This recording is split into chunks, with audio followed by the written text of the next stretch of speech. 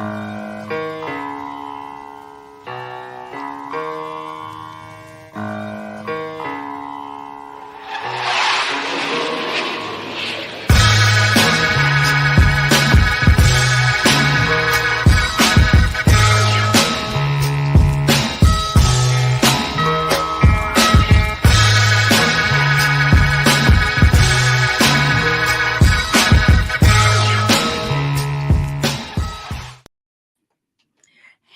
everybody, welcome back to the latest episode of Spiritual Alchemist Podcast with me, your lovely host, Serita Velmound. And of course, I have my eloquent Uncle Tommy. I don't know if we're going to call you Uncle Tommy. No. Well, they be trying to call me TT, and you Uncle, you know, when we be on Mimi. I am Uncle Tommy in my family, so I can't be mad. But it just seems to go the wrong way. But you know, I did read and saw did both a video montage on Uncle Tom. Aww. And how actually that actually came about, right, and how great he was as opposed to the negative connotation he's given by Harriet Beecher Stowe's story. But and the man, right, he actually was an advocate of freeing slaves. He was in Canada with the Underground Railroad. He did all kind of great shit. Yeah. Niggas. And, right, because they had to always change the connotation of stuff. Right, made it all and make it all niggerdom. I'll be Uncle Tommy. That's okay. I'm TT Rita, so that's all right. Because my nephew couldn't pronounce my name, so it turned into TT Rita, and it's still that. And he's 23 years old, still calling me TT Rita, and I'm like, dude, your voice is super deep, and TT Rita. It's one of those circumstances. Somebody say your real name to him. He was like, who? Right. Who's that? Like, who's that? Like, your auntie that's been your auntie for your whole life. I got plenty of cousins. Pumpkin, Pie, BB, and they got real names. And somebody said their real name. I was like, I don't know what you're talking about. Oh, here's a good one. Like my cousin Sean, because I thought that was his name. That's not his name. That's his middle name. He don't go by his first name. I didn't find out until after my aunt passed away. And then we looking at the obituary and I'm like, who's this? I'm like, who's this? It's an extra child. I thought you only had 6 kids. Who's this one? And that's when I found out that was not his name. And now I know, but I wasn't aware. My cousin JJ, all my life been JJ. It's a girl. Been calling her JJ. Somebody said her name. Somebody said Jackie. Called her Jackie. It's called Jacqueline. I was like, who that? I don't know. Actually, no, that's not what it was. It was Facebook. This is how long ago it was. Facebook. She got a Facebook page. And somebody named Jacqueline requested me as a friend. I was like, I don't know Jacqueline. Right. And you ignore it. Exactly. Let it sit there. Right. And all of a sudden you're like, wait a minute, that's I had to look to the picture one time. I was like, JJ? Oh, shit. Like, let me let you in here. Never mind. My fault. Right. Yeah, that's back when we were picky. Oh, I still am. I got like 1,000 friend requests right now, just sitting, chilling. I just tell people, like, because this point now, you can switch yourself to like a content creator, coach, or whatever. So like I have mindset as coach for what I do for my business wise. And you just follow me.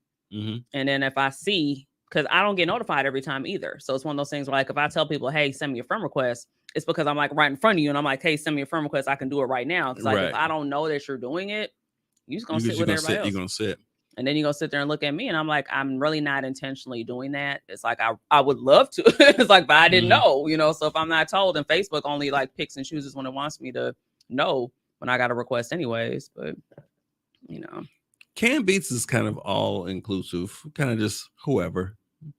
Also, you don't have any boundaries. I don't really have boundaries. Canned Beats is, it's kind of boundaryless to a certain extent. It's kind of like my Your life? Is your life boundaryless? You turn this into the Spiritual Alchemist podcast. Welcome. Because of all the podcasts and stuff, and everybody, I just kind of just whatever. I'm not hiding nothing on there. It used to be like kind of personal, but now I'm like, it's Facebook, and Facebook is whatever. I know I'm kind of like looking at that because of like things have happened in my life. So then because of that, I've, kind of like, okay, is this surveillance cameras or is this, what is it? Because that's what it kind of sometimes turns into. Because it's like people want to, see what's going on with you and see what you're doing. All right. Just watch you and don't say nothing kind of thing. The lurkers. Yes. Yeah. And there's definitely a lot of those. Yeah. People love to get their lurk on. I can say that since I've been on a number of podcasts that I've gotten a lot of friend requests. Me too. From people that I do not know. Yeah. You know, it is beneficial sometimes because sometimes if there are some attractive women. Well, I was gonna say for business purposes, for me, it can be beneficial. Right, I'm not, right. I mean, I'm at the point now where I'm just like, I'm chilling. Well, I look at it as business too. I mean, it just happens to me. I'm not one of those people who see a pretty face and like, hey, girl, gonna get you an inbox. I'm not that at all. But I'm like, oh man, she's cute. But then it's kind of affiliated with somehow with the podcast, and it's actually opened a lot of doors to people recognizing what I do and asking me to like do some engineering and stuff for them and stuff. So it benefits. Oh, and some art, a lot of art. Yeah, we gotta talk about the art thing after, off the air. Sure.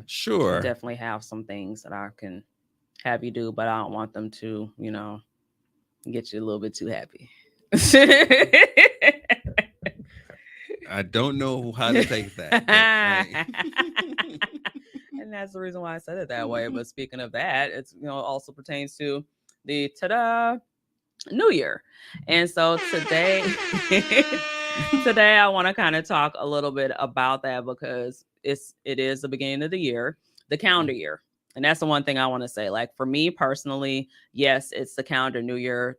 For me personally, it doesn't really start until the actual, vernal equinox, when things start to come up out the ground and like, springtime, things are growing and things. So I feel like right now is more or less like the planting, like you're kind of like tending to your seeds. So is that March?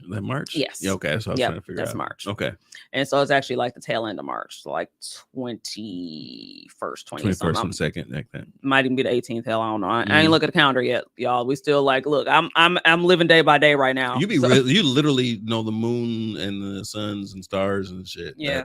Okay. We were talking about that the other day. Yeah, we were, because I was throwing you off because you're like, what? The moon? I thought the moon's in Cancer. I'm like, no, it's in Virgo. Right. And you were right, because the person who told me that said, yeah, it's a Virgo moon. I was like, they're right. They speak the language. I don't speak the language. I just feel the emotions. I feel the pull. Oh, so you're a Drake? Look, because since you said speak the language, I had to go. I don't speak the language. I just feel it. I don't know. I'm not Drake. I'm not light skinned. Hey.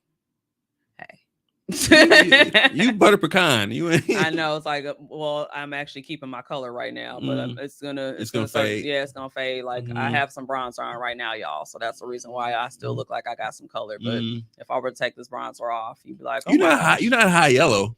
I used to be, and here's the funny part about that, because I found out that I had low iron, and because I had low iron, that's what made me look more yellow. See, if y'all listening, light skinned chicks, high yellows, red bones, just get your hormones tested. That's all. Just get your iron up. Get your, check those things out. Because I mean, for me personally, I found out because of my son. Because when I was pregnant with him, being a good old teen mom, because I drop stuff for y'all every now and again to let y'all know about my life. But yes, I was teen mom. He's now 23, so he's grown as hell and big as hell. He's like 6'3", 250. So I mean, he's like literally man. He He live on his own. So he got bills. He pay taxes. Like he doing his thing. But that's when I found out that I was anemic. And so I started, of course, they have you take iron pills because it's like, basically babies are leeches. I'm not going, they're leeching off everything off your body. I hate to say it like that, but yes, I love my babies, but they are all leeching off my body and trying to kill me. Well, so, I don't know about body. You heard me on the phone. I don't know about yeah, mine haven't texted me yet, so that means I'm doing good, because I think that means everybody's okay. There's still nobody's bleeding. Everybody's alive, so, but they were their dad this weekend. So, oh, wow. So his right. But his still responsibility. But the funny part is that even though they're with him, they still text me asking questions. I'm like, dude, why didn't you ask your dad? They're like, well, because, when we get over by you, and I'm like, but you're not by me. Well, because. And it's like, I'm like, I love y'all too, but no, we're not doing that. But circling back, because, I can get on the tangent really quick. Yes, and I'll help you get on. I know you will. That's why Uncle and TT over here, the Uncle TT show. we got it bad as long as the R&B songs don't get right, because we will bring up a song and all of a sudden we'll sing up to the chorus. Right, and that's okay. Right. It might come up. We'll see. You never know. Right, but going back to what I was just mentioning as far as for how things are going right now, I feel like there's a lot of a lot of pressure sometimes in the beginning of the calendar year, I should say, because people feel like they gotta have their shit together, and it's like now it's like okay, like now it's like oh, it's the beginning of the year, I gotta do this, I gotta cut people off, I gotta do this, and it's all like, well, slow down. Like if you weren't working on all these things before, don't just all of a sudden because the clock turned 12 o'clock on January 1st, and now you feel like you have to do all these things. You're putting unnecessary pressure basically on yourself, and in reality, it's like okay, map out a plan. Like number one, like what are the things that you want to actually work on within yourself? Or if you're a person that's like, you know what, I don't need to work on anything, that's cool too. You know, to each his own. But if you really deep down know like, hey, I really want to get my shit together once and for all, then it's like, okay, well now start with actually, you know, writing out a list of the different things that you want to go ahead and work on. And then start trying to take a look at, you know, well, what's my support look like? Because oftentimes, like, you know, we will have these things we want to work on, but then we might not have the proper support to be able to go ahead and do so with it. And so then it's like, for example, if you like was saying to your friends or whatever, like, hey, I want to work on this. Like, nigga, you know, you were drunk. Why is you over here not trying to throw it on like those? Like, you know, but they're not trying to support you in the way that you need. So sometimes you have to really go ahead and just have those conversations, which those can also be a little tricky too. And being like, hey, you know, I want you to hold me accountable. Like, hey, these are the things that I want to look at doing, you know, going forward. Can you be that person to hold me accountable? But then, of course, too, you also know who your friends are. So, you know, like, you know, the ones that you can basically be like, hey, I need to be held accountable. I'm like, no, I'm not going to ask you because you can't even hold yourself accountable. How am I going to ask you to hold me like accountable as well? Or the ones who will hold you accountable and hold you accountable so harshly that it ain't even helpful. Right. Like or it turns into like it messes up the friendship. Right. You know, so that's the thing, too. So being able to definitely have like that harmony that I often say, because I'm a big person where I will say, I use the word harmony versus balance because I don't believe that there's harmony. I don't believe there's balance. I believe that when you say balance, it almost makes it seem like the Libra scale, you know, where everything has to be, you know, equal. And when I say, you know, harmony, I almost pertain it to like music, because of course we talk about music all the time and being able to go ahead and look at the melody, putting everything together, and it makes a beautiful song. And so that's why I always say, you know, harmony versus balance.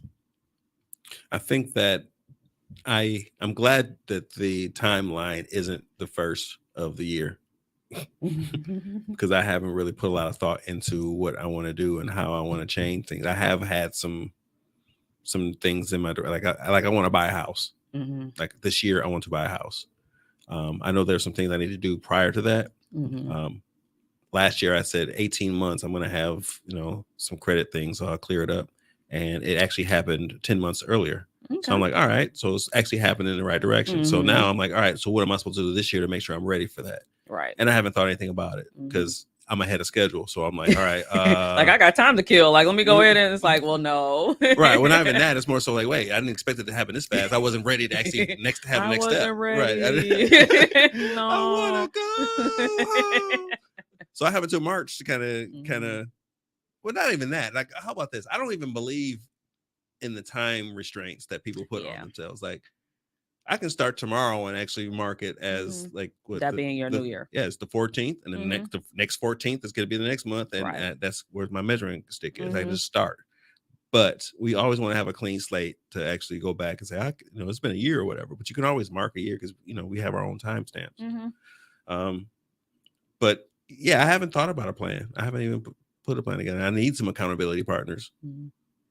It might be you actually. Now I actually already felt that coming because after our last conversation, which was in preparation for this, I jumped out on some shit and did some shit, and just based off of me saying, "Hey, here's a suggestion," right? I dropped in the suggestion box, and I said, but I did the nigga thing though behind it. I was like, but that's what I would do. Like, but it's up to you. Like, that's on you though, because I don't. And even the way I did it, you were like, "That's how you did it." I was like, "Yeah." It's like, all right, well, it's done. Yeah, exactly. Because that's the thing. Well, the person is, like I said, was very manipulative, and I just don't want to entertain that. Like, I don't have the energy for that because I'm an empath.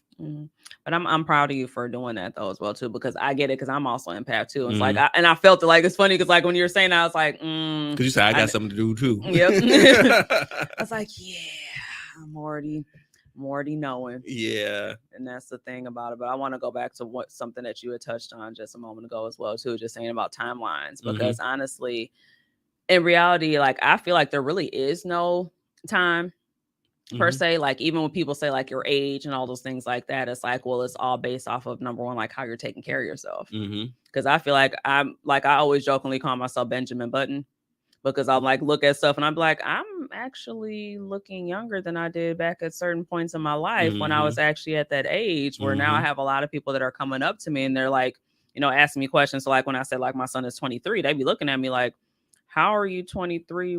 How's your son 23 when I thought you were like 35 or I thought you were 30? And I'm like, yeah, nah, but it's about how you take care of yourself and also how you how you move. Until you told me today, I did not know how old you were. And I did not know you had a 23-year-old. I actually, this is how I base age off of who I'm talking to. Music references. Literally, I make it's like, all right, so she knows who Wu-Tang is.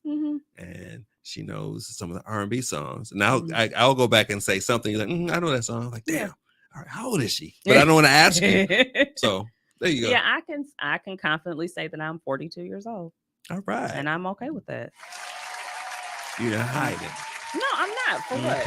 You know, but oftentimes though too, like I'll have people say like certain things. Like when I say, for example, like I'll go into like relationship stuff, for example, where I'll say like, hey, you know, I want to have a partner, you know, I want to be with someone, I'm open to still having kids. And people be like, like, you're 42, like, why would you want to start over? Why you want to do it? And I'm like, you're putting your limited beliefs off onto me on how I want to go ahead and conduct my life.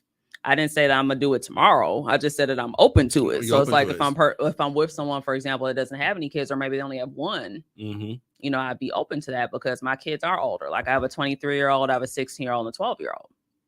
And so I'm like, I'm okay. My 12-year-old's probably gonna be pissed. I ain't gonna lie, because she used to being the baby. She's like, I don't want to be a middle child like my older sibling because I don't want to act like them. I said, you don't have to act like them. All of a sudden, it just happens. Right? I'm like, just next day you gonna wake up and be like, middle child syndrome. Right? Fuck everybody. Like, which was funny too. Speaking of that, my middle, you know, you as a parent, you have moments that occur where you know you shouldn't be laughing, but at the same time you're trying to also like maintain composure. This is my life. This is my life as well too, because my kids are funny as hell, like because they're my kids, so like they got my sense of humor as well, but like worse. And so my middle one and my youngest one were fighting over the front seat of the car. Because one called shotgun, but they didn't call shotgun the next time we got in the car. So it was this whole little thing going on. All the rules of shotgun. I'm like, just somebody get in the fucking car so we can leave. Okay, like this is all I'm trying to do. I just want to go home. Like I want to go. Literally. Like literally. So they're going back and forth the baby because I still call my youngest one a baby. So that's reference. You're part of the problem. Yes, I am part of the problem. Not part of the solution by any means. So I'm like, you know, I'm talking to her and my other one, they're going back and forth. So now they got the door open. Mine is cold as shit outside. So I'm like, okay, can you please close the door? You let my heat out. Like, you know, like, so I'm sounding like a typical mom. Like, you know, you letting the heat out the car, like making me cold. And so they going back and forth. Next thing I know, my middle one says to the other one, fuck you, and gets in the back seat of the car. I said, hold on. How did we get here? And I said, first of all, I said, you don't ever say fuck you with the middle finger up, mind you, and gets in the backseat car to your sibling. I said, I get it that you're upset that you're not able to sit in the front seat, but that's not how you conduct yourself. And at first, like I wanted to laugh because the context of it was correct context. It was perfect context. Right. It was just like a fuck you, like all middle finger. I was like,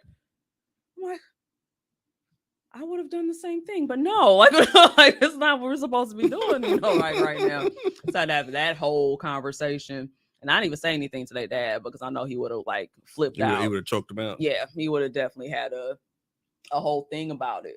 But it just was funny, just because, you know, I'm sitting there like watching them. It's like, and I'm proud of myself because I was able to definitely hold my composure.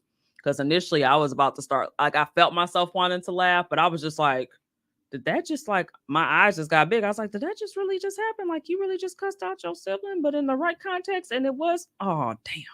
Okay. Now I got to go into parent mode and be like, all right. It's not be like, I need you to apologize to your sibling now because this is not how we treat each other. And then I have to go into the whole, you know, we're a family unit.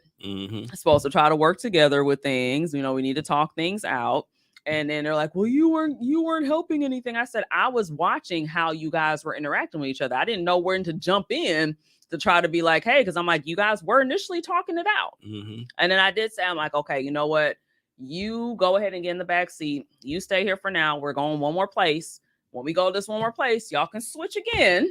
And now it's established. Oh, so this is okay. This is an ongoing thing. These are the rules that These are the rules. So the unknown rule that I didn't know is that it switches every time you get out.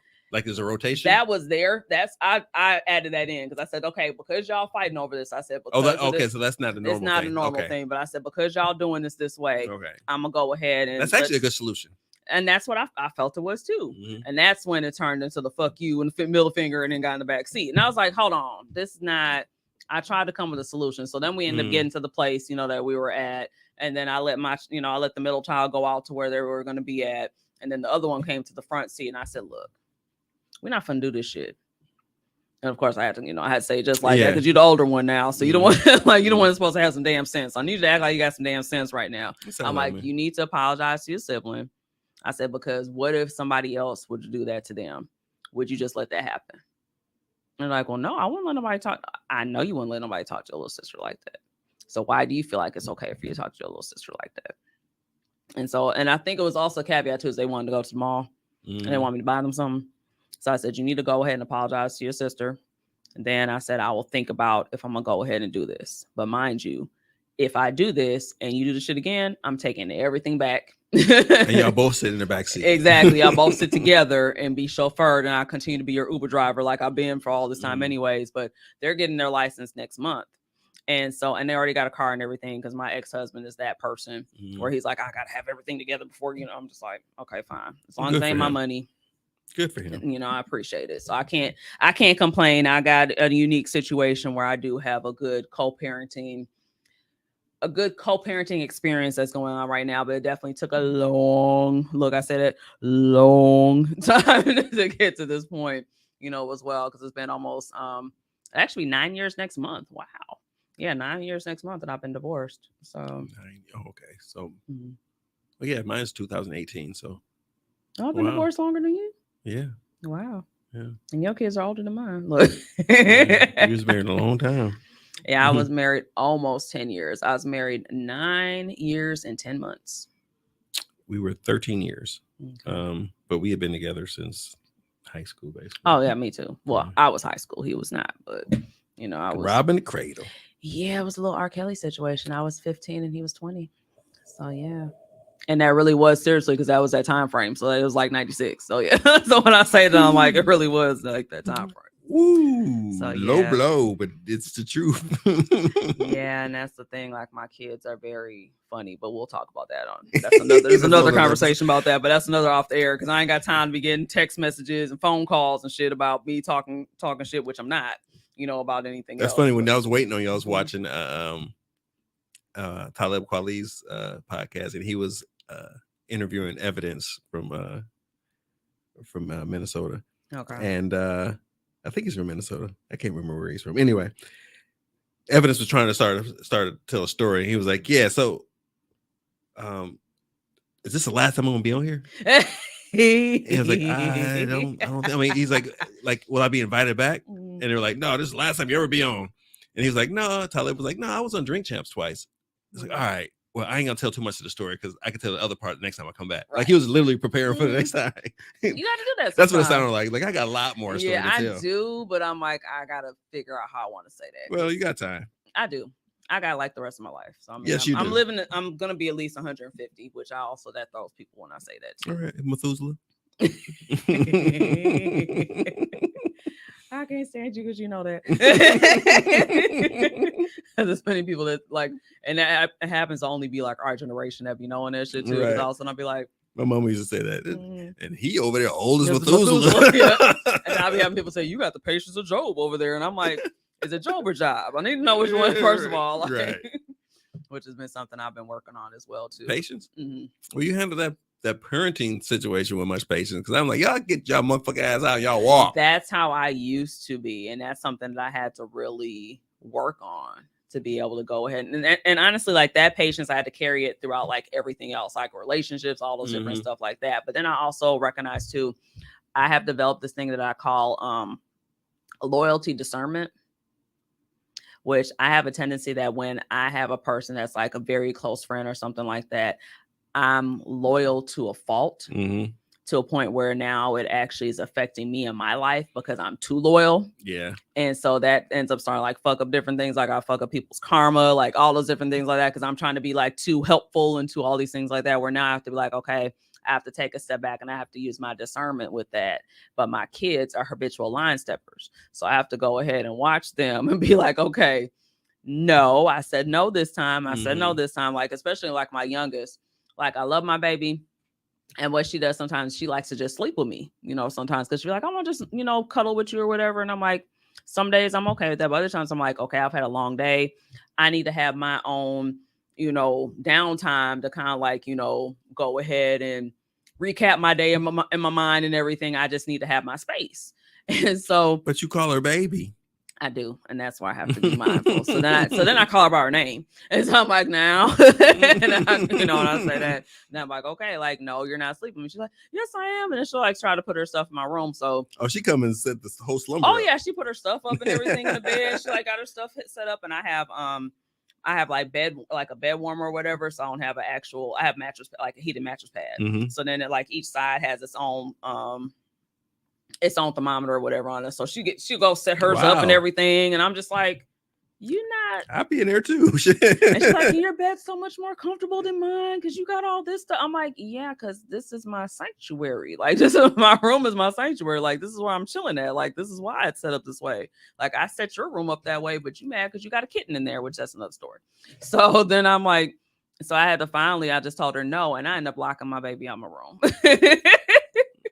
So I heard her knocking on my door, tell some mama. And I'm like, yeah, can't hear you.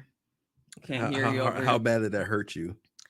Oh, it killed me. Then I woke up in the morning. I was like, because I have two doors to my room, because my bathroom is connected to my bedroom. And then I have like my other door that's in the hallway that's, for them. So if she was really paying attention, I had the bathroom door unlocked. So she could actually came through that way. And I was thinking she was going to do that. So I was like, I'm just going to leave it locked, and then she'll figure it out and come over, through that way and just be in here. She respected your decision. She did. And I was very proud of her. And I told her that. I said, I'm very proud of you for respecting me. Because I was really shocked that she did not come through. It was like up under me. And then next thing I know, she's laying here because I got like the whole C pillow, which I'm not going to call pregnancy pillow because we're not trying to jinx that right now. But you already said that you were open to it. I'm open to it. However, with the proper partner. I was open to it with my last partner.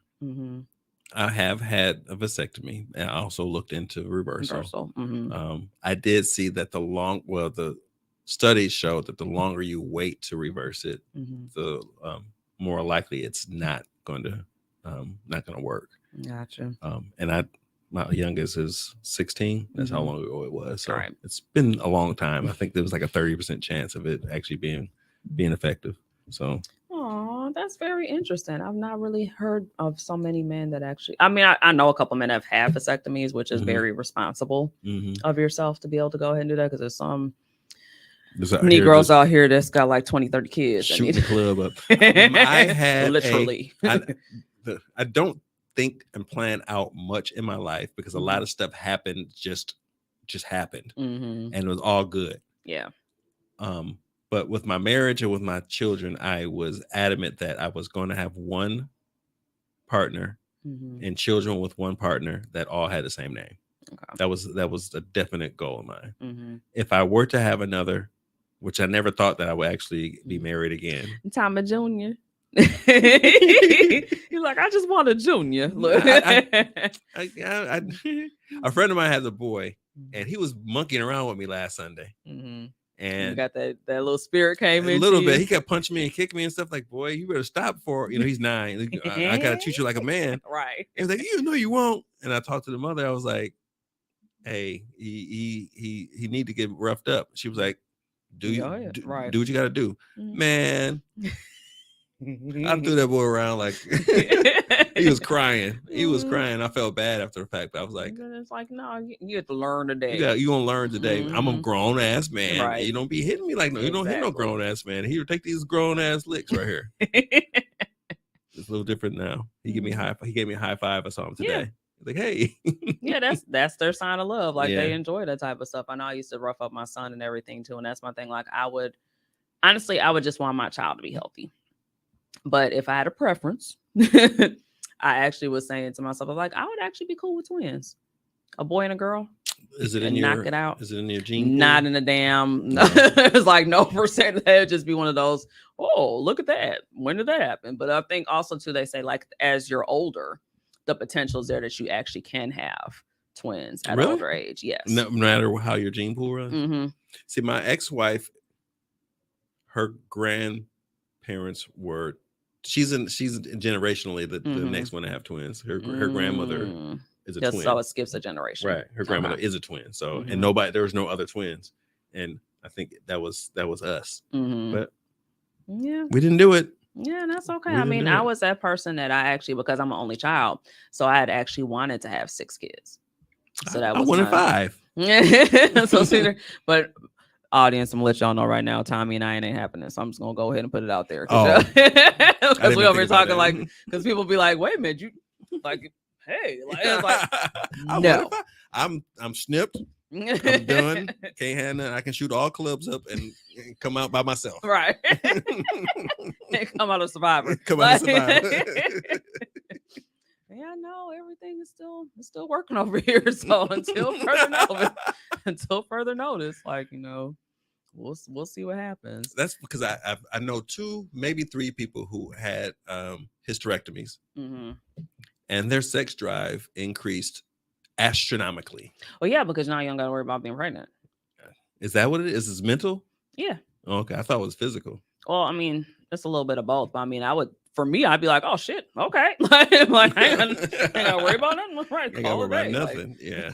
So I got a vasectomy. You empty. We both empty. We just both empty guts. It's like, all right, let's go for it. Not the empty guts. No kids Sunday. Oh, so y'all over at hedonism? Okay, what y'all doing in Jamaica? Like Tommy over there playing all kinds of games. Hey, like I'm Lance and the best man. Yeah, we don't need them problems. No, he was. Hey, I understood what he was going through, though. I did understand that. I was understanding. And that's the thing. I think at the end of the day, it's like we do have to all be, you know, circling back around. We have to definitely be understanding of like everybody's situations and not trying to overstep and, you know, try to put those limited beliefs on other people and be like, you know, like, why do you want to do this? Or why do you want to do that? It's like, because I fucking want to. Like, why I gotta like justify my decisions, you know, with my life for you when it's like, you're not going to actually be contributing to any of this.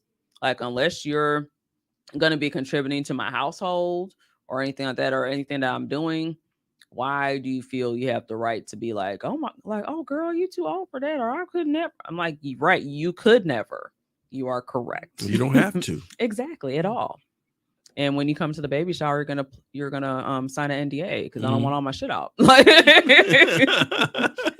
that's my new thing. Like I'm NDAing up on a lot of stuff. Yes, because I'm gonna be coming back like Jordan wearing a 4.5. So I mean, I gotta, you know, protect my liabilities right now because that's not a bad idea. It's, you know, honestly, it's not, you know, it's like I'm looking at like all the things that I'm honestly lining up for my life. And I know that there is going to be some form of spotlights and different things like that on me. So it's like, let me go ahead and protect my relationship, you know, all those different things like that, because y'all probably seen in the Facebook world that I've been in some shit. So in the past. But the interesting thing about you is that you're like openly secretive. Yeah. It's very much an oxymoron. Like, all right, so how does, because I don't know, I don't even know how old you were, but I know other details about your life. You give out what you need. Absolutely. It's on a need to know basis.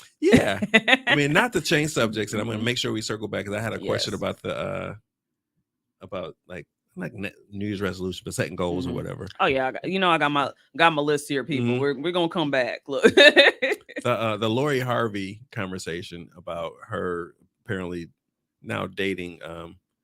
I think his name is Damon Isra. He's the star of Snowfall. Didn't know. Well, she's apparently dating him now, and everybody's on the internet like just like having a fit about how she's going from one person to the next person. And I'm like, this is one thing I've recognized.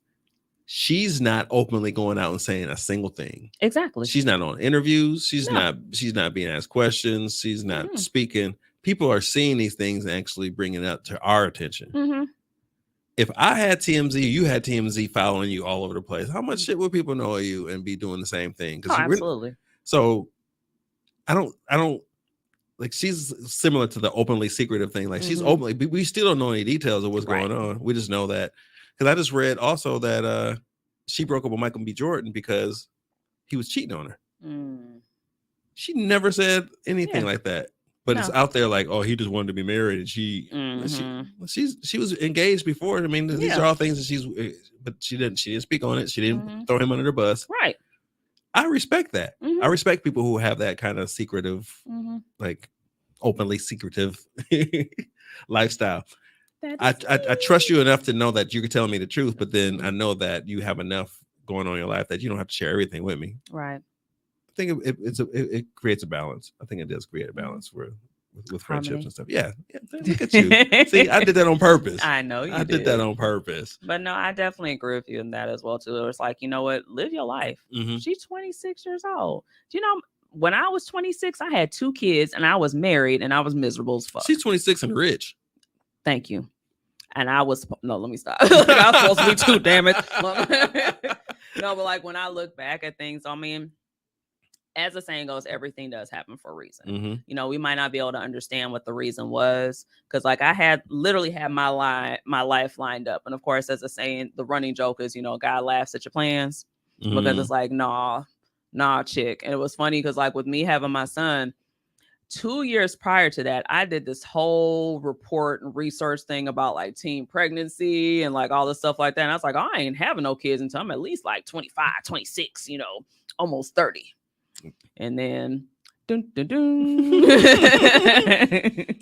at Planned Parenthood, getting that test January 7th, 1999. I remember like it was yesterday. The date. Hey, life changed. That's a life-changing moment. My whole life has changed. And speaking of that, was my wedding song. I got married to that. My ex-husband picked that as the song, so that was what it was. Look at you playing. You playing games with me. Look. Why you wanna playing games on me? No, when you were talking about setting goals, finding an accountability partner is hard, because you actually start talking about like people that can, because there are people who will talk you out of it, like, why would you want to do that, or whatever, that kind of stuff. It ends up being that if you actually go through your list of people, you don't have anybody to have an accountability partner. You almost have to pick somebody who, you almost have to pick somebody you don't know. To me, I mean, how about this? I have to pick somebody I don't know. I was just gonna say, I was like, no, I don't, because I've gone through like this huge evolution. And so with that evolution came with me recognizing where people need to be in my life, where oftentimes I was allowing, like I didn't have boundaries basically.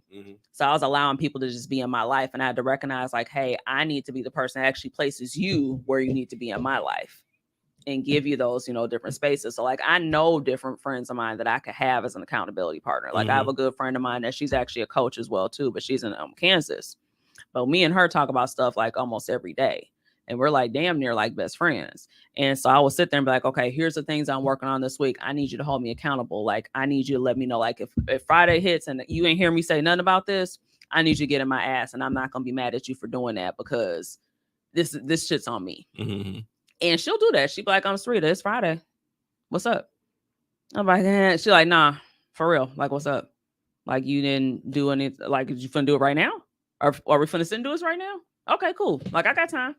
And we'll be on Zoom together, and she'll just sit there. She's like, I'll sit here with you. That's cool. Go ahead and work on it, you know. and get through as much as you can. Hey, and if you can't, next time you talk to her, ask her. Like, is she taking applications for accountability partners? She might not be able to do it because I'm gonna ask this question. If Arkansas is Arkansas, how come Kansas isn't Kansas? Isn't Arkansas? Okay, right. Or how come it could be Kansas? It could be. How come it can't? Why is it not? I mean, she's originally from Florida, so she couldn't. She wouldn't be able to answer that. But anyway, that's a dope. That's a dope. Like, she'll make time whenever the time is necessary. Yeah. But I also say to her too, because she has issues with boundaries as well. So I say to her, like, I'm the one that says to her, like, okay, you need to have a boundary on this. Because that's a boundary issue right there in itself. Because she's like, all right, I got, right, and I got food cooking, but I'm gonna stop right now. And I'll say to her, I'm like, what are you working on right now?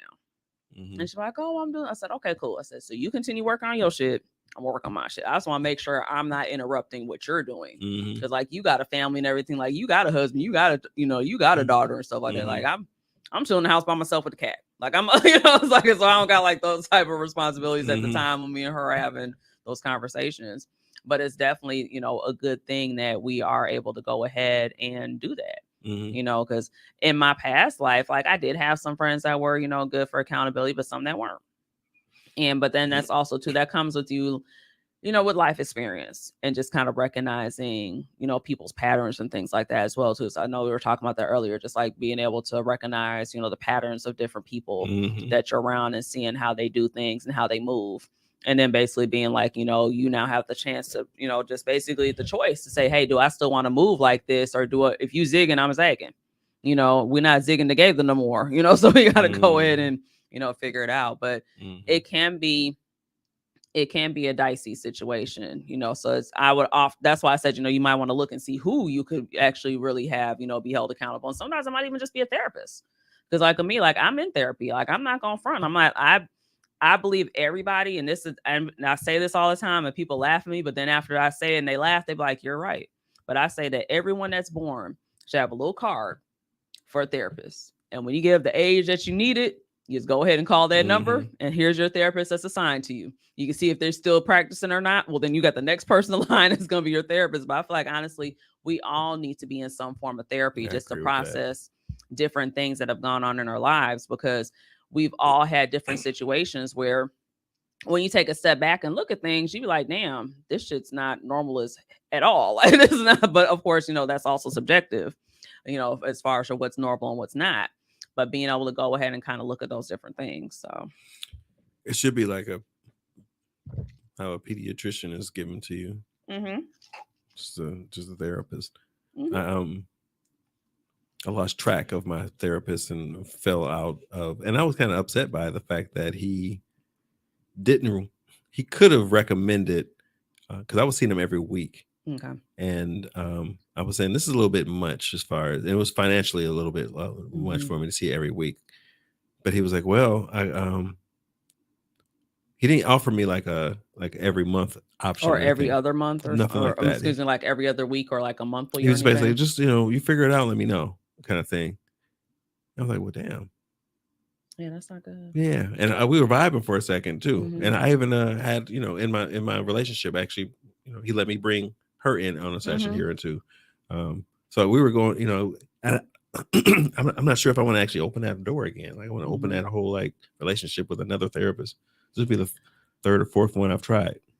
I honestly will say that it's something to consider, because this is for myself too. It's like the fourth one that I've had as well. It might even be fifth. Because I mean, when I had, and I think maybe I did mention, I don't know if I have, but I had postpartum depression with my son from being a teen mom and like all the different things, the dynamics that were going on in my family. And so that's when I first started going basically to therapy. And so like now, and I know it's like whenever there's like pivotal things going on in my life, I'm basically in therapy, because I'm just like, all right, time to, get that additional support. But it's like this time I look at it so much differently, where I'm like sitting down, like I go in and I like say, hey, these are like, she had me last time. She's like, okay, I need you to go ahead and write down the things that you want to work on.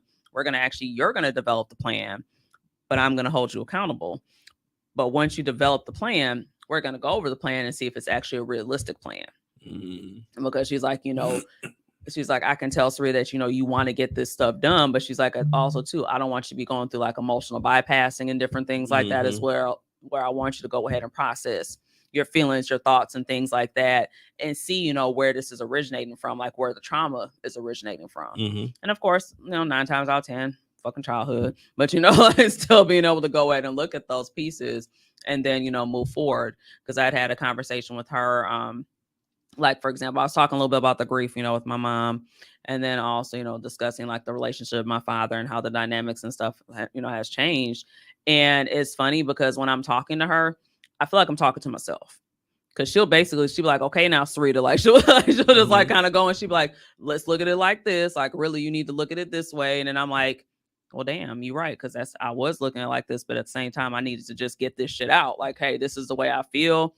But I also agree that, yes, I do need to look at it this way, but I need to just say my piece as to why I'm basically the way I am, so to speak. And she's like, well, the good news is you can change that.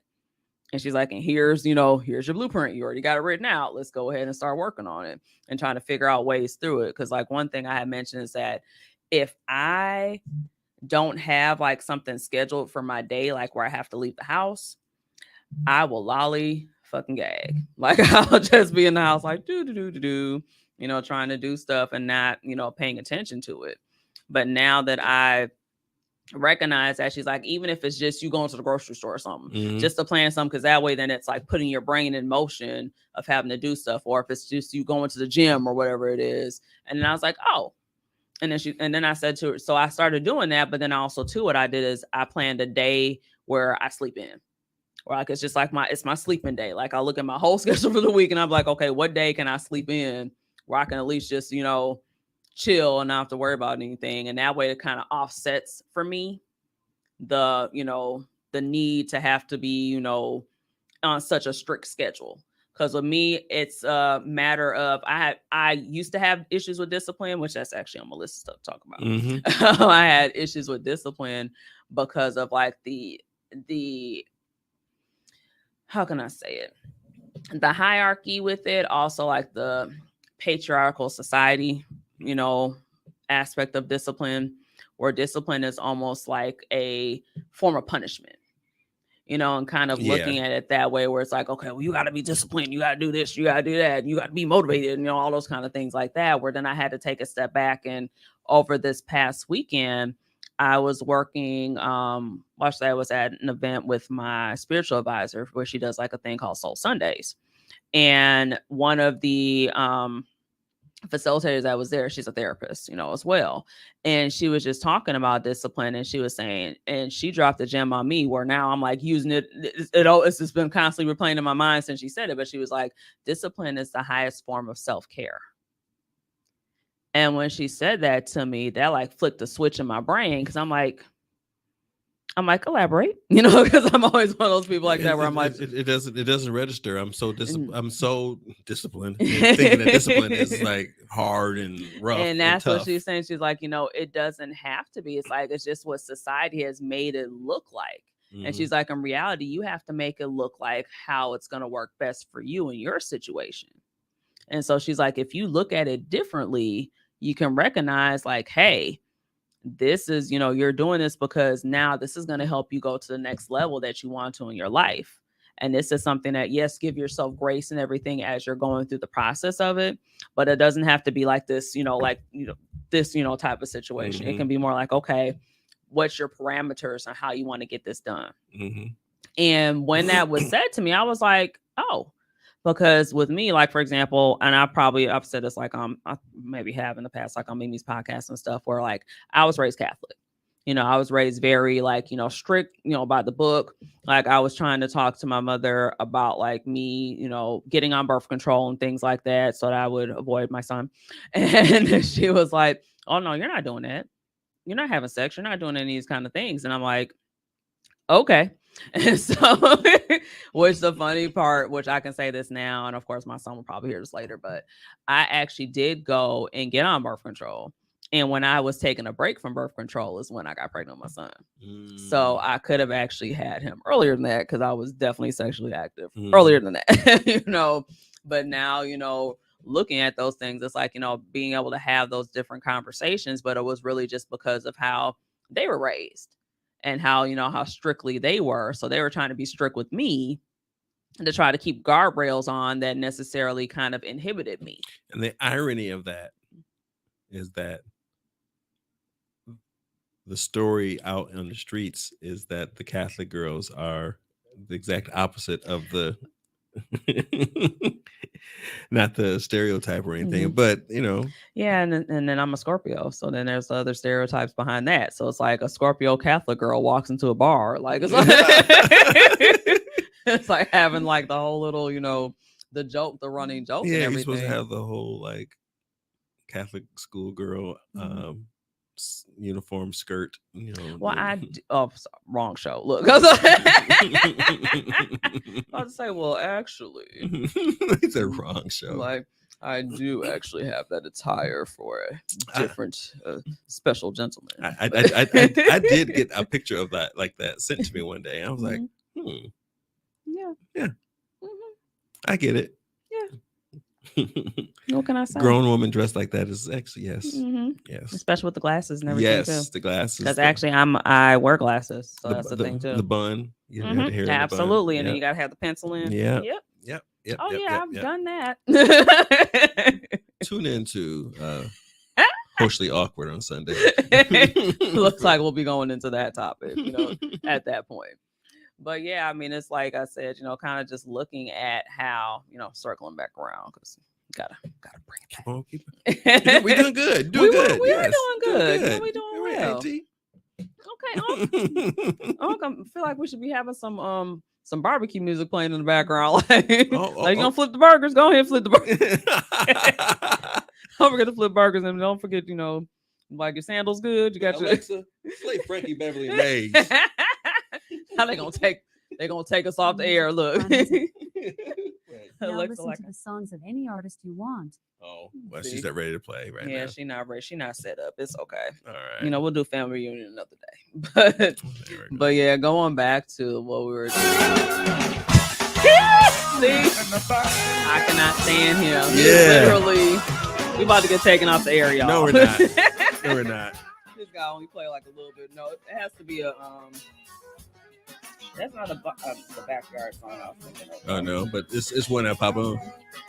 It's Frankie Beverly Mays. He makes me. He is the king of barbecues. Man. Southern girl. Happy feeling. There we go. But yes, it's so much to be able to go ahead and kind of unload, of course. But circling back to just looking at things and just saying like, hey, number one, you don't have to have everything ready to go for the beginning of the calendar new year. I appreciate knowing that right now. Like that causes anxiety. Yeah. It's halfway through January, and I'm like, I'm about to get my W-2s and I'm going to have my taxes, and I'm supposed to have a plan on what I'm going to do with my taxes. Right. I was going to do this. I was supposed to flip them. You ain't going to flip them. Okay, this was my plan. I was going to pay my car off. I was going to finish paying a couple $1,000. I don't have that much left to pay on. I just pay it off and save the rest for my closing costs. But actually, is this your first house or your second house? It's been so long since I had a house before. It's my first house again. It's not. It is not your first house. It's my third. It'll be my third house. But there is not a statute of limitation. There is a statute of limitation. I'm sorry, for being able to be a first time home buyer again. So I can qualify for some of those loans. That's what I was basically asking, because the thing is too that you could always have them pay your closing costs and stuff as well. Right. So I think because I am so far in between my last purchase that I will account for being a first time home buyer again. Gotcha. Technically. Yeah. I got my first house when I was 22, 23. And so I was kind of like ahead of the curve, but it was because my parents were already home owners. And so like I rented with my ex-husband from like the age of 19 up until that point. And then we got our house together, got married. And of course, then when we got divorced, I had to, short sale. Yep. Because I was like, hey, because it was fun. It's funny because like I was saying to him, because I was getting ready to move out myself and get an apartment and everything. I was like, shit, I'm gonna be doing this all over again or whatever.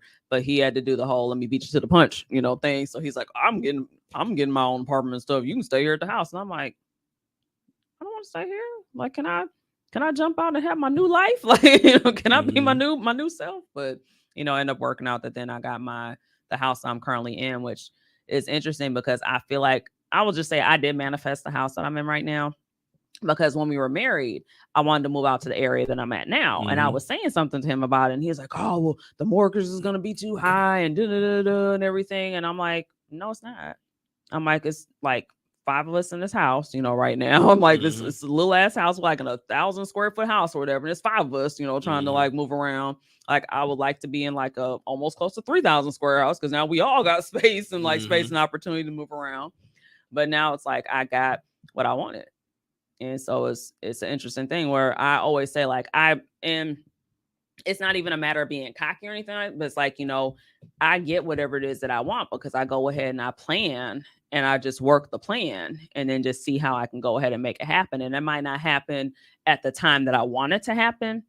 But the thing is that I always look at the fact that it's going to happen and being able to just have that mindset of it and not being like, okay, like when I say like, when I have my partner, when I have my twins, like when I have like all these different things like that. And sometimes it can throw people because they be like, you real confident. You're like, you mad confident about like all this stuff. And I'm like, because it's like, I'm looking at my track record of things that I've done. And it's like, well, it's like that. I'm practicing talking like that.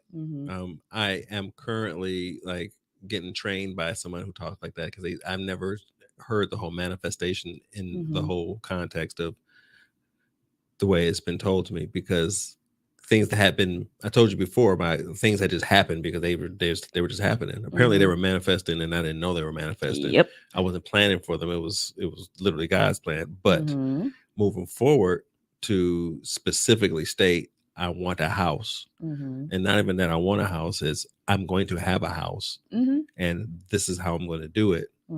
It's hard for me to say, but I have to say it. Like I just said the other day to somebody, when you are mine, this is what we're going to do. And she was like, really? Like, no, it's just not our time right now. But when you are, it's gonna be good. So do your thing, I'll do my thing, and we'll come together. No worries.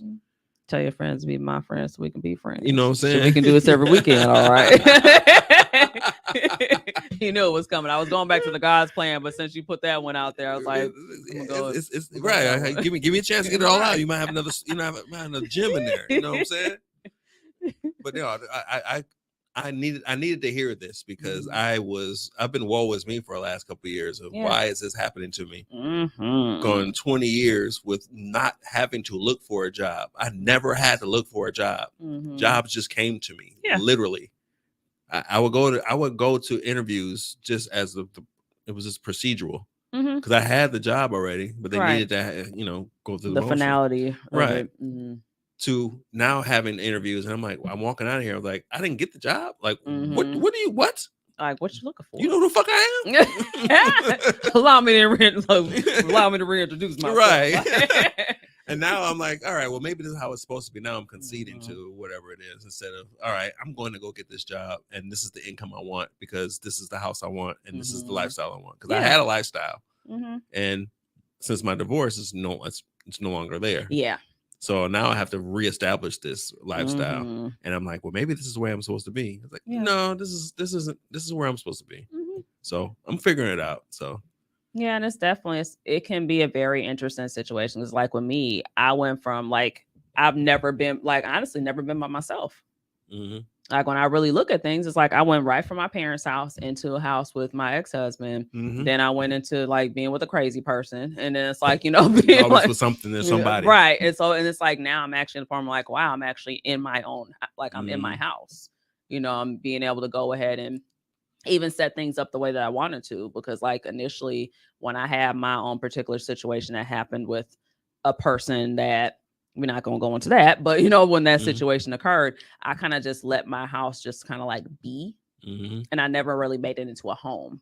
So now I'm in the process of like making it into my actual home, and like my room, like I said, my room is my sanctuary, and my kids know that.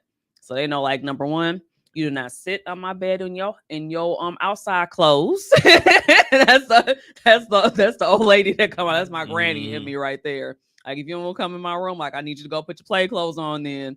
Then you can come here, you got your pajamas on. Okay, now you can come sit on my bed. But you're not gonna come in here with them jeans on, whatever you got on in here. Also, too, when you at my door, you take your shoes off when you're at my door. Because we're not gonna go ahead and have that type of situation going. So it's like all those little things, which is funny to me that I brought, forward from my own, from my parents and from my lineage, and like looking at that. And I know it's a little bit of like the West Indian part of me kind of tied into the American side that kind of like merges.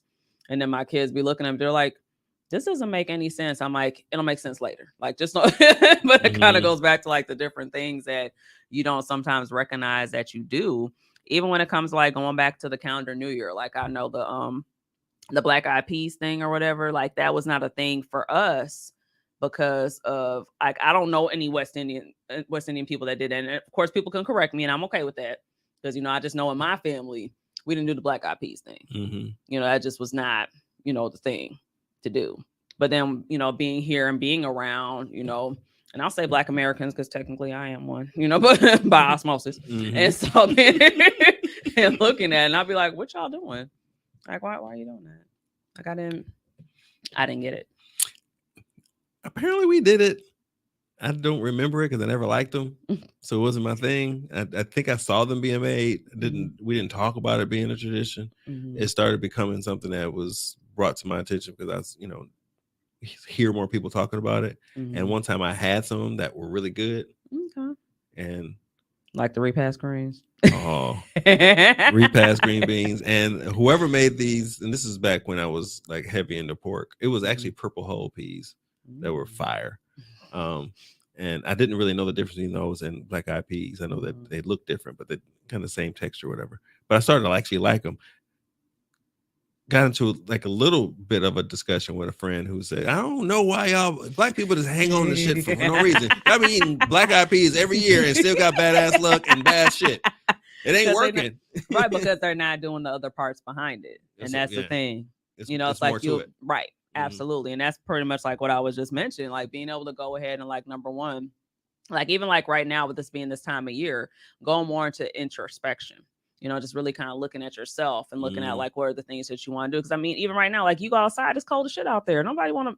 It's cold as shit sound right. Cold as hell out. No, cold as hell don't sound right. Look, like even the stuff that we say, like we sit there look at you, be like, I said that like 2 weeks ago. Shit ain't cold. Shit ain't cold. Shit's pretty hot. Like it's coming right from the internal bowels of you.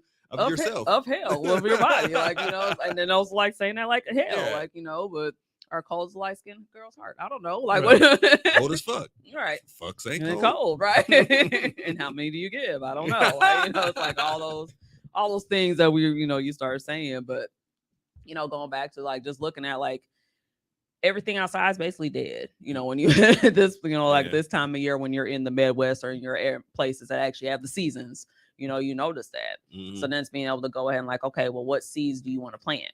What are you looking at doing? So that's when it goes to the introspection of just being like, hey, let me look back at myself and say like, okay, what have I learned during this time frame? And it also goes back into like, with right now also happen to be Mercury retrograde. And that's also a time frame too, where you're supposed to be really like, reflecting and looking back at things that have going on and seeing like, hey, there are people, for example, that like to spin the block, which I know we had a conversation about that before we got on air here, where it's like, being able to have those boundaries behind that and being like, hey, this is not just spin the block time.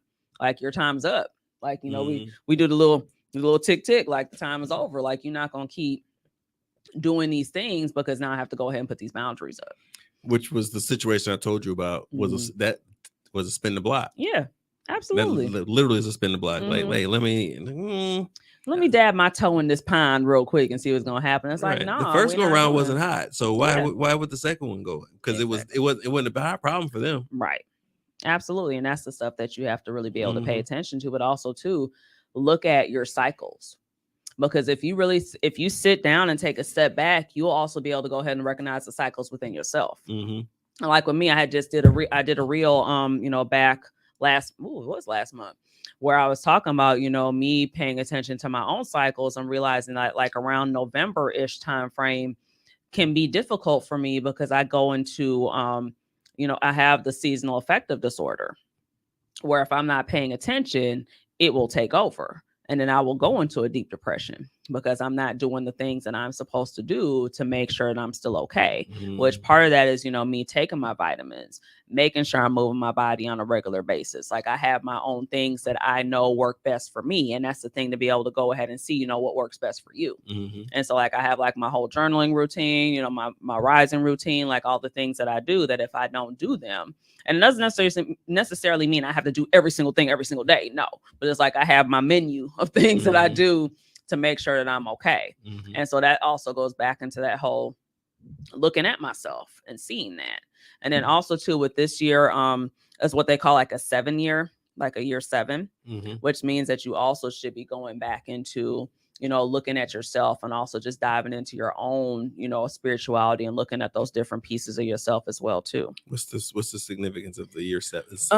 Each year has like has a number that's basically like assigned to it in numerology. So this year would be considered the 7. Okay, that makes sense. So yeah, so that's where that part is coming from. So yeah, me, I have all those bits of the bits of knowledge that I put out there, regarding things. But like I said, really just sitting down. And I think a lot of times people have an issue with sitting down and actually taking accountability, for themselves. I mean, we're looking at how the pandemic and things went down, where people were freaking out because they had to sit home. And it's like, well, yeah, you had to sit home because now you got to look at your shit. Yeah, no choice. Right. And it's like, you recognize your shit been stinking, but you've been going ahead and putting flowers on top of it, thinking that it was going to, be okay. And it's like, it's not. Like, you really have to do the work. And it can be difficult to do the work as well, too, if you're not used to it. The fine line between reflecting on yourself and ruminating. Yes. And then sitting there and like, shit, I'm the cause of all this. And then going and depressing yourself. Yeah. What are the activities that you can do to not do that shit? Because add that to the seasonal depressive disorder. Absolutely. Yeah, that was something that I ran into myself too, where I had to be like, okay, but also then it goes back to, okay, I am taking accountability. Like, yeah, I did a lot of shit that I now have to take accountability for. But now I'm looking at like, okay, how can I make adjustments moving forward? Because you can't really go ahead and sit in the past, because the past is that. Like you can't, ruminate in that. How can I make adjustments? Right. How can I make adjustments? Okay. How can I make things better, going forward? Okay. Because that's what I had to do a lot, because I was sitting in that. I was like, damn, I did this, and this. Like, I really messed some people's lives up, because of some of the things that I've, some decisions I made or things that I've said. And it's like, but now I don't want to hold that, because I'm not going to hold the guilt with it. Like with me, if there's people that I've done wrong, I've said to them like, hey, I'm going to apologize to you. I did this, I shouldn't have done this, and the story.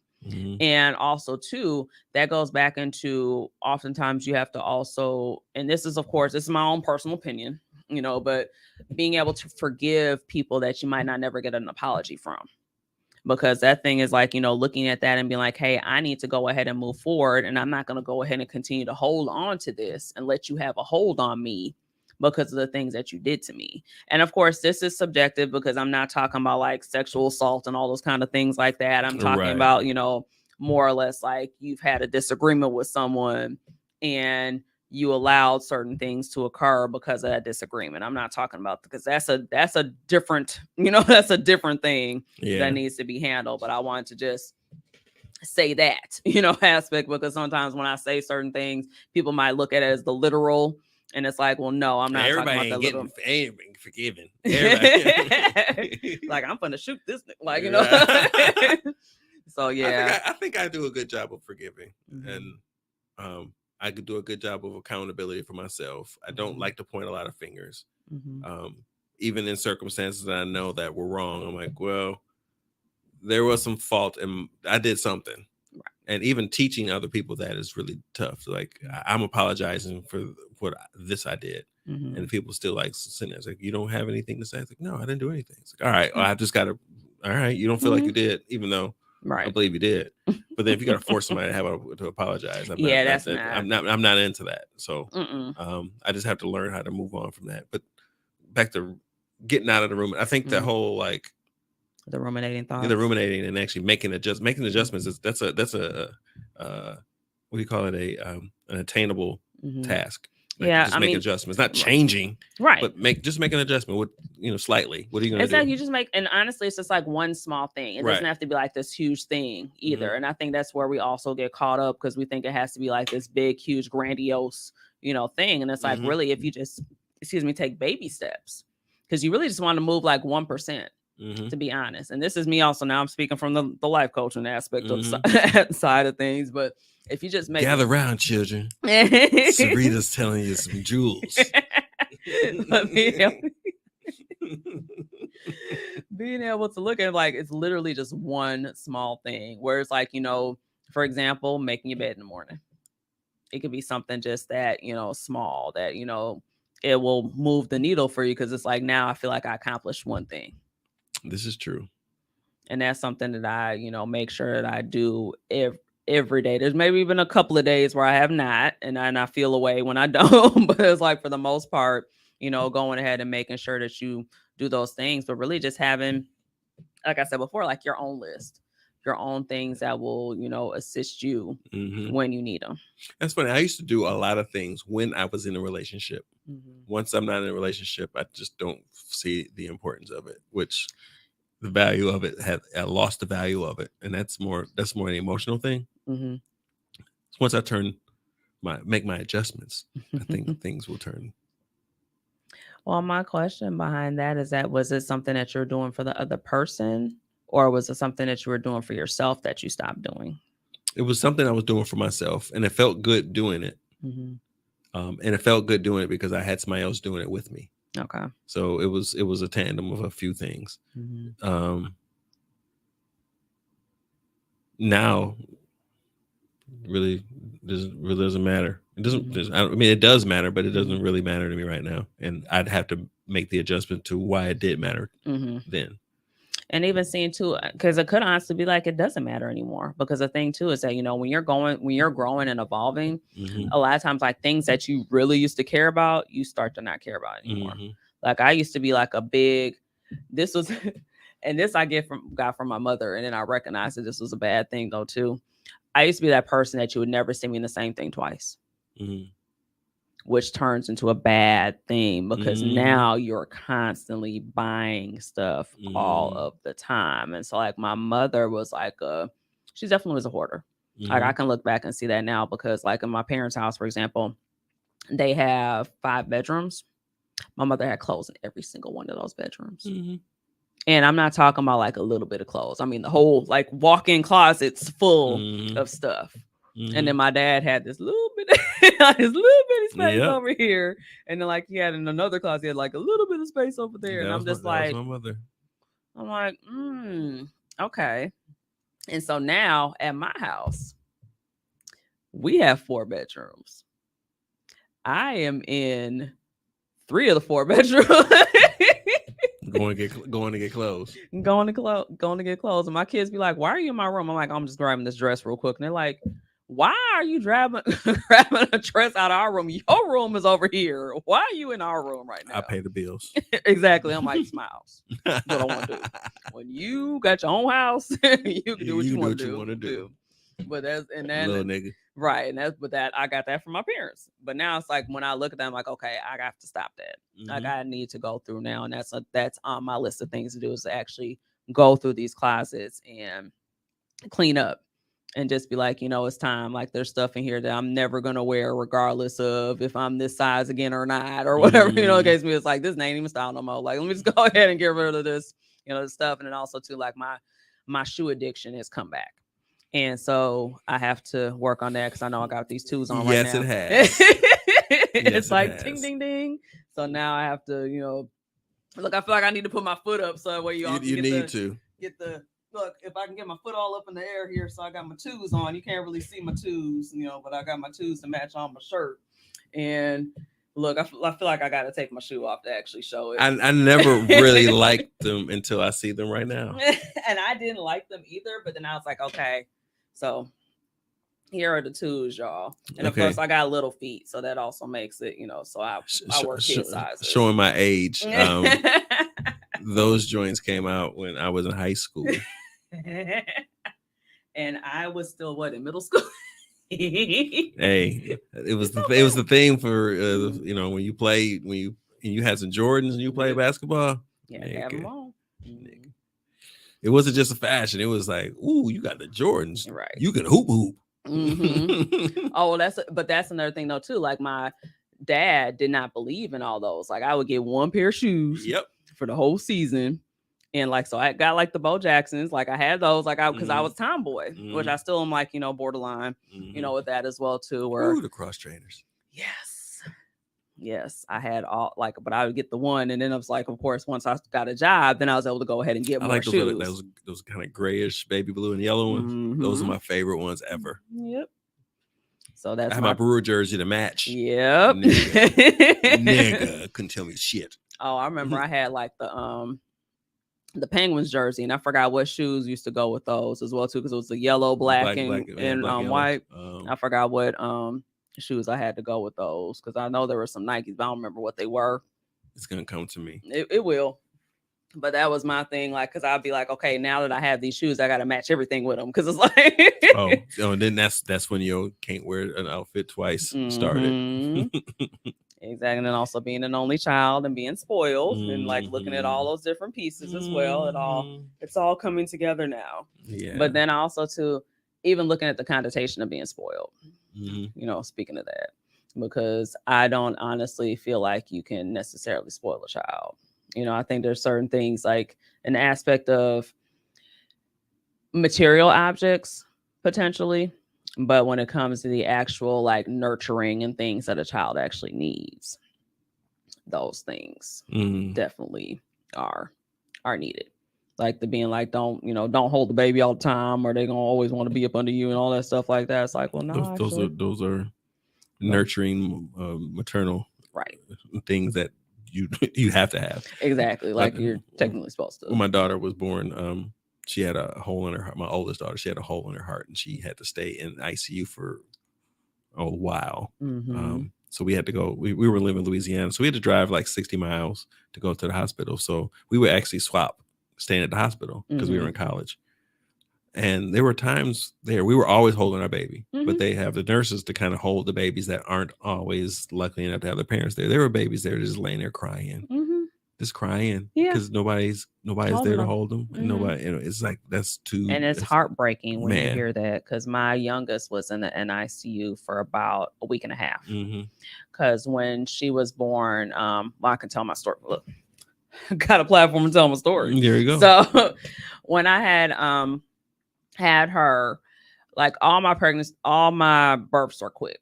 Like I was, you know, got the birth and hips, you know, all this. So I was like, bloop. So they would just, you know, just be here. Like I had my son, I was in labor with him for 4 hours, and that was my first child. So then my second one, I just got to the hospital, had them within like 15 minutes. So when I had my next one, they literally 15 minutes. Within 15 minutes, I got to the hospital because I started to feel myself having contractions at home. And I told my ex-husband, I said, call the hospital, tell them we on our way. Because if I start to have contractions and if I feel like I'm about to throw up, this baby about to come out like now. And that's exactly what was going on. So he's like, we raced to the hospital. We got there. They were trying to do the check-in and everything. And my ex-husband was like, she about to have this baby. Like, we can check in later. Like, I got insurance. Here go the car. Let's go. Let's go upstairs. So they wheeled me up. And when I stood up to get into the bed, my water broke. And then when I got into the bed, my kid's head was right there. So it was just like, we told you. I was like, right. Like, we warned you. So with my youngest one, she was sitting on my sciatic nerve. So I was like, okay, I know we're like 5 days early, but she got to go. Like this, like I'm in a lot of pain. This is not working. I said, I'll just get induced. It'll be 5 minutes. You know, that's fine. You know, like for real. Cause my doctor was like, yeah, we maybe do need to do this. Cause like, you ain't even gonna make it. Like you almost had this kid in the parking lot, this last one. So we need to make sure like we just gonna do this here. So we get there, he ruptures my bag. And when he ruptures my bag, everything codes. Everything goes flatline. And I'm like, what the fuck just happened? And he looks and the umbilical cord is coming out. And so he's trying to push it back in. Well, I'm going like this because I'm like, no, this is supposed to come out. This ain't supposed to go back in. So he was like, okay, I need you to get on all fours, and we're going to wheel you in to do an emergency C-section. And when this was going on, my ex-husband went to go get a cup of coffee because he thought, oh, well, shit, once you burp to the bag and I come back with this coffee, baby gonna be here. So I can just cut, like, you know, this is what we used to. So when he gets back, he has no idea what's going on. Mm-hmm. And so I'm back there. I just remember waking up and I look down and of course, stomach's flatter. Mm-hmm. There's no baby there. My mother's in my ear. The nurse is over here. The nurse is like trying to ask me questions. My mother's talking. I'm like, I can't decipher what the hell is going on right now. So I'm just like, so the nurse is like, oh, do you know what your name is? You know what day it is? You know what the prison, you know, like all this kind of stuff like that. And I'm like, yeah, bitch, I know. Okay. Where'd you over? Like, you know, so I'm answering the question. And my mother looks at me and she goes, you cannot have any more kids because you scared the shit out of us. And I'm like, what are you talking about? Like, what is happening? Like, you know, what is happening? And so my ex-husband then comes like in between everybody and was like, you good? And I'm like, no, I'm not. Where's my baby? And then the doctor like comes in and is like, well, you know, we had to do an emergency C-section. So she's down in the NICU. So I said, okay, cool. So so are we wheeling the bed down or am I getting in the wheelchair? I said, how are we doing this? You know, so they're like, well, I said, no, you need to get me down to my baby. Because I need to know what's happening. So my ex-husband picks me up, puts me into the wheelchair because, of course, I still can't move, you know, from the anesthesia. And they wheel me down, you know, and I get down there and I look and she's like the biggest, fattest baby in this, like in this incubator because she's 7 pounds, like 13 ounces next to a baby that's like this big. And that messed me up. But then also, too, she had all these like tubes and everything coming out of her. And I didn't know like the severity of things because I wasn't advised until later, which we'll get to that. But while I'm there, like looking at her, of course, I start crying. And then all of a sudden, sleep apnea. So she now, you know, she's now breathing. So they have like rubber, you know, to wake her up and everything. And I'm like, what is going on? Like, I'm not like, it's not comprehending in my mind. So then I'm crying more, you know, trying to figure out what's happening. So they, of course, take me back upstairs. And I said, well, before I, you know, left out, I was like, well, hey, how's she eating? Because I'm a mother that breastfeeds. I'm like, how's she? And they're like, oh, no, you're not about to give her formula. I said, I'm gonna go upstairs. I'm gonna pump. You just bring me the pumps and everything. I'll go ahead and do what I need to do. And they're like, oh, well, you know, it takes a while for your milk to come in and everything. And I said, you don't know me. I said, this is my third child. This is not my first, you know, thing. I said, you'll have milk in like a few minutes. Just bring me the thing. Like, this is Bessie the cow. Bessie know how she works. So let me go ahead and hook me up and let me do what I need to do. And so sure enough, I do that. And they are, you know, they come up to like get the milk and everything. They're like, oh shit, you got, I'm like, I told you I will have milk. Like, this is not, you know, like just feed this to my child. Because that's why I said, I'm not doing formula right now. I said, I want her to get well and get her immunity up so we can get the fuck out of here. Like, I'm not trying to, you know, stay in here. But of course, like I said, we stayed in there for like a week and a half, which I was actually surprised because I stayed too. So they kept me in there because of it being an emergency C-section and because I'm having like really go, you know, surgery. So it was a major surgery because normally when you do a regular C-section, you out of there within like about a couple of days. You know, if you have a vaginal birth, you're out like within 24 hours. They have it planned out. This is so with me and I'm like sitting there like, damn, this like I'm glad that my ex-husband had some good ass insurance because I was sitting there thinking like, damn, this bill's gonna be hot in the bitch because I'm like, we've been in here for like all this time and they had to do all this stuff. So then we leave out and a couple of days later we go to her pediatrician, which is all my kids' pediatrician. And when we get there, the doctor's looking at, I don't know if you've heard like the APCAR scores that they have when you have a baby, where they're basically like looking at how much, basically it's a measure of how much distress they're in when you're giving birth. So the pediatrician looks at the APCAR scores and goes, I normally see APCAR scores like this with babies that don't make it. They're like dead. Like, what happened? You know, because she's here. Like, I'm looking right at her. She looked perfectly fine. Like, what's going on? And so my ex-husband goes, oh, well, she was without oxygen for like 15 minutes. And so, you know, they had to resuscitate her and all these things like that. And he's telling this. And I didn't know this. So I'm looking like, what are you talking about? Like, and I said to the doctor, I said, excuse me. I said, can you step out for a moment? I need to talk to my husband. So when he left out, I go off on my ex-husband because I'm like, you didn't tell me these things. Like, hindsight, I see why he didn't tell me because he wanted me to try to like, you know, calm down, like try to, you know, recover and everything. There's no way you would have been take that. Right. Because of me, you know, having a major surgery and stuff like that. So it's like hindsight, yes, I can see. And I did end up apologizing to him because I'm like, okay, it was just hormones, you know, it's like from everything that was happening. But then they were saying to me, well, once the doctor and everything came back, he's like, y'all good? Like, like, I'm like, yeah. I'm like, I understand. I said, and I told the doctor, I said, I didn't know all this happened. I said, because I was out for a while, because I didn't realize I was out for 8 hours. Wow. So that anesthesia was that much that I didn't know. So then my ex-husband showed me the pictures of when she initially was first in there, and she had so many freaking tubes and all these things like going on, which was even half of what I saw. So I could have only imagined if I would have seen that initially, that would have fucked me up even more than I already was. But they were like, okay, you're probably going to have to be a stay-at-home mom because she's going to have all these different issues going on. She's going to be learning disabled, all these things like that. Ain't no wrong with that, baby. I mean, the only thing that she's gonna ride shotgun. Yeah, she's trying to fight people. She's trying to fight her sibling over riding shotgun in the car now. But the only thing that we had as far as like an issue with her is that she did have like pneumonia from age 6 months on up. So then we were constantly in the hospital with her all the time. And she finally stopped going to the hospital when the pandemic hit.